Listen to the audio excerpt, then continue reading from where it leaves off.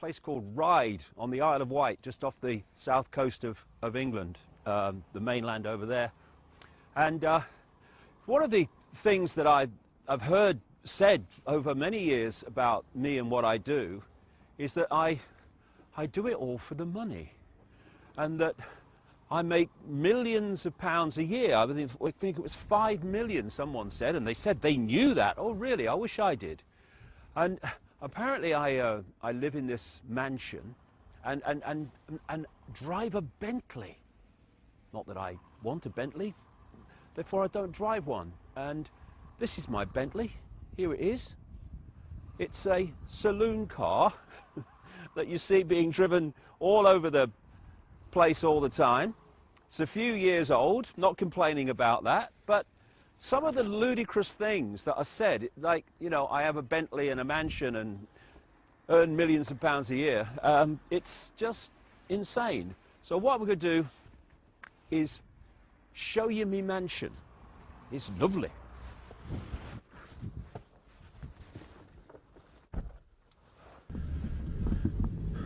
Not only is my mansion lovely, it's so big, and it's got electric gates, so people can't get in unless I open the electric gates. You know, I know all this is a fact because I've read it in a few places, and a few things have you know, gone around about all this bloody nonsense. So come and see me mansion. I've put the butler on alert, so he'll be ready to talk to us and get us a cocktail.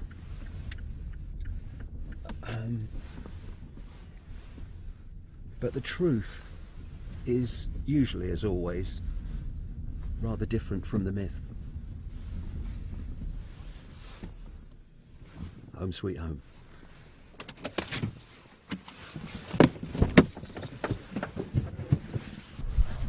Here it is, my mansion with its pillars. Ooh, it's so select. And people say, oh, look at that big house he lives in on the Isle of Wight. But what they don't mention is a little nicety. It's a block of flats. And I only live in one of them. And if my flat was any smaller, it'd be home for rabbits. Let me show you around, won't take long.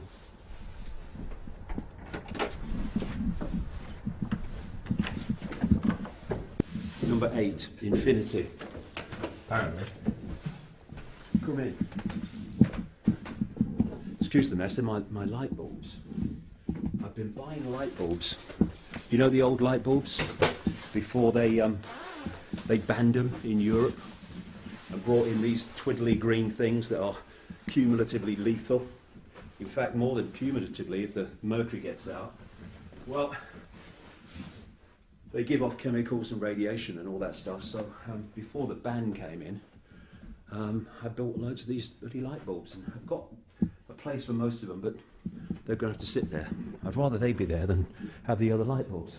This is the biggest room of my mansion, and as you can see, I don't come in this room very much, but when I do, it's usually sitting there working, because it's a constant thing, it's a constant unravelling story of research and information and communication all the time. There's a bit of a theme of lions in here, you won't be surprised to know. That's Neil Haig's original there, of the front cover of Human Race Get Off Your Knees. Absolutely brilliant it is. And I sit there in my chair in the evening, fiddling away here, having a chat with my lion. And this is a picture that my little granddaughter did for me of a lion, of a granddad, and absolutely brilliant that is. And there's a bit of a theme here as well. If you look at the pictures, they're pictures of the Isle of Wight, the Needles Lighthouse, and some of the lovely country. And I was crazy about steam trains when I was a kid, and I fell in love with the Isle of Wight, first of all because of the steam trains. And over the years I've picked up these little prints of Isle of Wight railway scenes as they were when I was a kid. Another theme is my friends, okay? This is Len. This is Lenny the lion. and which I got for, you know, when my grandkids come. They love him. This is Rudolph here.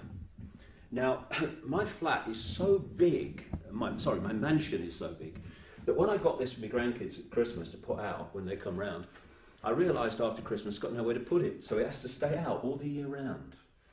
So we're having a all year round Saturnalia with Rudolph the Red-Nosed Reindeer. Okay, I'll show you the rest of the place. Oh yeah, this is a doorstop. My grandkids love that as well. That's Ollie the Owl, not Moloch. Ollie the Owl. Yeah, they love him. Okay, that's the biggest room, and I tell you, that's just about it. So here's my toilet and bathroom, and I've talked about sitting in my bath playing with my duck. There you go. There he is. That's a radio. My daughter bought that for me out for Christmas. It floats on the water, playing radio stations. And here's my kitchen. And if you've got a cat, don't swing it because it will hit its head. It's like a little galley on a boat, but for me, it's perfect. Suits me perfectly. But obviously, the kitchen maid's day off, you know. And this is my bedroom. And that's it, really. Nice window view out there across the garden in the centre of the square. And the only other room to show you is where it all goes on, really, where I spend most of my life. Again, you know, don't swing a cat, but, you know, it's good enough. I got all my books up there and got my mother up there. My mother died, quite a few years ago now, and my brother had a blow-up picture to put on display at the funeral, so you could remember her for what she really was, rather than this no longer functioning body computer in this coffin, you know. I thought it was a great thing, and so I got a copy of that. You'll see the themes of lions again around here, and this one I love. Oh God, this one I saw that, I thought it was brilliant. Integrity. The soul is dyed the colour of its thoughts. Think only of those things that can bear the full light of day. The content of your character is your choice. Day by day, what you choose, what you think, and what you do is who you become. Your integrity is your destiny. It is the light that guides your way. I thought that was absolutely brilliant. So anyway, it's taken us, if I didn't talk and waffle on, it was taking us about 2 minutes, if that, to walk around this flat. It's so small. And that's not, oh, look at poor me, I've only got a small flat, it's all I want. Because my life is what I do. Therefore, I don't want the big house, I don't want the big car, don't want all the trappings of all this stuff.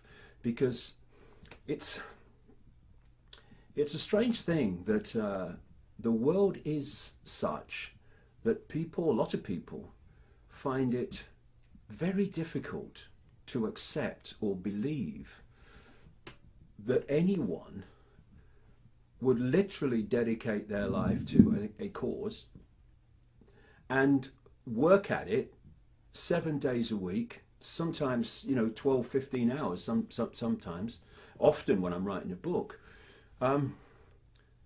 because it was what they believed in. It's what they believed was right. No, there's got to be a catch. He's got to be doing it for the money. He must be making millions. He lives in a big mansion. Someone told me. Electric gates. Ooh, the Bentley. Yes, that's why he's doing it. No. Doing it because the world is in the state it is. And before I leave this reality, I want to do everything I can to make a difference. Not for me, as I'm speaking now, a few weeks from now, I'll be 60. You know, it's not me who is 5 years of age or 15 years of age, or 20, 25, 30, that are going to have to live in this gathering Orwellian nightmare for most of their lives. But so what? Since when was what you do only about what affects you? This is how we got into this mess. This is why the world is as it is. Me, me, me, me, me, me, me. What's in it for me, me, me, me, me? And am I going to stand up for justice? Whoa, is the injustice against me? No. Well, no, I'm busy that day, and all this stuff. I'm just trying to make a difference. Not become a millionaire. Well, I mean, what am I going to spend it on? I mean, look at the size of the flat. I've lived here now for what, 10, 11, 12 years. Why would I do that if it was about making money? What would be the point? And given the fact that I am going to be doing this as I'm doing it now, in terms of effort, for the rest of this sojourn in this reality, until I drop, what am I going to do with it? Anyway, if it was there, because I ain't going to retire and go on Mediterranean cruises and all this stuff. You know, the situation we're in needs focus, total focus, for what's left of my life in this reality anyway. So, to those people who can't understand or appreciate that there are some who don't do it because of what they get back, the satisfaction comes from making a difference. That's what you get back. And the mansion doesn't exist, nor does the Bentley, and all this other crap. And if people would just spend more time making their contribution to what's happening in the world, instead of trying to undermine those who are trying to do that, the world would be a better place, and this control system will be coming down a lot quicker than if they don't. This whole thing about doing it for the money goes right back, funnily enough, to 1990, when I started having my then strange experiences, in 91 with the Wogan show, and I was going through all this mass ridicule, extraordinary levels of ridicule. And people said, he's only doing it for the money. I'm taking mass ridicule for the money? I can't walk down any street in Britain without being laughed at for the money? What money? Because what happened is that when this started, this change in me started to happen in 1990, I left the BBC. I didn't leave voluntarily. They got rid of me for some reason, out of nowhere. Obviously, it was part of my life path, but I didn't understand that at the time. And I went well in excess of a year, more than a year, without earning a penny, because I was trying to follow this path that was unfolding in front of me, and I didn't know what it was. And then after the Wogan show, the ridicule reached massive proportions. And after a while, I started going around talking at different places publicly in the days when nobody came. And I remember I was speaking at Liverpool University in the northwest of England, and there was hardly anybody there. And I was going to go home, as I did most times when I spoke in those days, poorer than when I arrived. And I took some questions at the end, and in this kind of, big kind of hall with nobody in it, very few. And one man stood up, he said, "What you doing with the money? Where's the money going?" I thought, where's the money going? Out of my bloody life, mate. That's where it's going. And it was like, I had a friend I used to travel with at the time, Yeva. She was lovely. She was like a Native American grandmother, lovely lady. I travelled with her quite a bit at that point, and she was very, very good for me because she was helping me try to understand what was happening in my life. And when he said, "Where's the money going?" I looked across, and she's going, "Oh, God, they only knew." And so it's this kind of strange theme that to do anything, you have to be doing it for the money. It's not true. That's not to say that, I'm a poor or anything like, but over the years, there have been periods like when those early periods when I was earning nothing and just existing on what I'd earned from television, which, you know, was not that much, funnily enough. And then there were periods when it was, you know, just hanging on. And then there was another period around 2005 onwards when someone put the rights to my books in their own name in America, and I had to go through the federal courts to get back what I already owned. And that was a financial nightmare as well. But through those periods, you keep going. Because you believe in what you're doing, you keep going, and somehow you get through the other side. But then when you've done that, for people to say you're doing it for the money is just, well, ridiculous. And like I say, it's been a theme all along. And if they only knew how many times we were on the brink, but somehow got through. And why?